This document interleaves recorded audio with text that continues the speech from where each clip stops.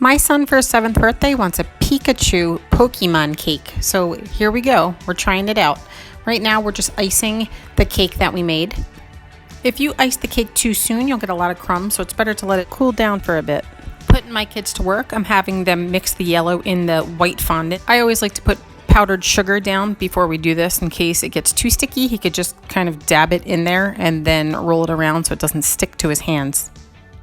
Now that he's done, he's just going to place it flat on the counter, kind of push it down first, and then roll it out.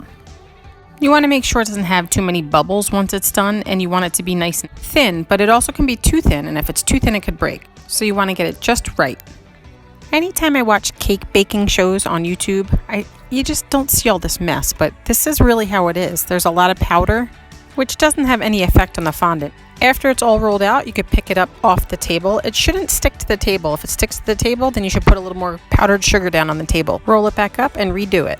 Once it's just right, like this here, you pick it up and place it over the cake. Start from the top and work your way down. Working with fondant is a lot like Play-Doh. When you add it over your cake, you can slightly tug on the fondant to maneuver it, so it's kind of like a tug and smooth kind of process. The kids are rolling out the fondant, and they're going to be working on the details that we need for the Pokemon cake. We're actually just using a tip to a piping bag to make Pikachu's eyes.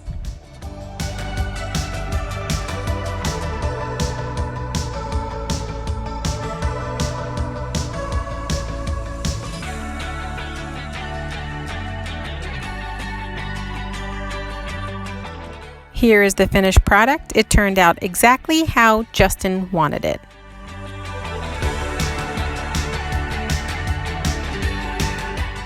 I hope you guys enjoyed this video. If you have any questions, ask me down below, and I'll be happy to answer them. Thanks for watching. Bye!